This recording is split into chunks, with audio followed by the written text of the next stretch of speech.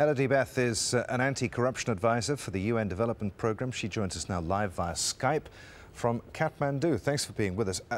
How much of a problem is corruption in a place like Nepal as it rebuilds following the devastating earthquakes there?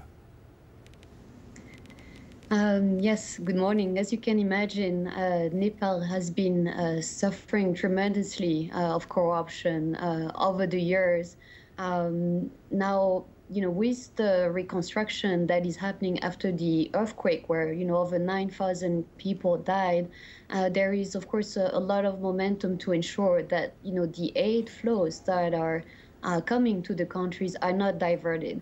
And it's particularly important because if we look at the history of Nepal, some studies that were done here have shown that, around $9 billion US dollars were diverted between 2002 and 2011 as a result of illicit financial flows. So that means really that, domestic resources that could have been used for basic services such as, education, water, and so on, have been siphoned through those flows. Who is it that corruption is impacting the most then, not just in Nepal, but around the world? Mm-hmm. In our experience at UNDP, corruption usually impacts the most the women, the poor and disadvantaged, basically those that are most vulnerable when they're trying to access those services. So some of our analyses have shown that the cost of water can increase as much as 30% as a result of corruption in some of those countries. So just to give you an example, so of course those that have less money and are in particular need of those services are always the most vulnerable. Before you went to Nepal, you were in the Philippines. This must have corruption, that is, must have a major impact on the UN Sustainable Development Goals. Yes, so now there's been really, not only in the Philippines, but at the global level, there's a recognition that corruption is a major bottleneck to the achievement of the Sustainable Development Goals that were adopted last September by the UN General Assembly.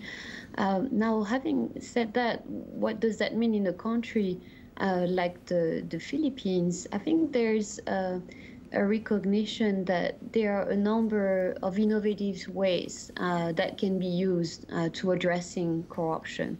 Of course, it takes leadership from the president's office, and that is something that we've seen actually positively in the Philippines. It takes legal institutional frameworks in the context of implementation of standards like the UN Convention Against Corruption.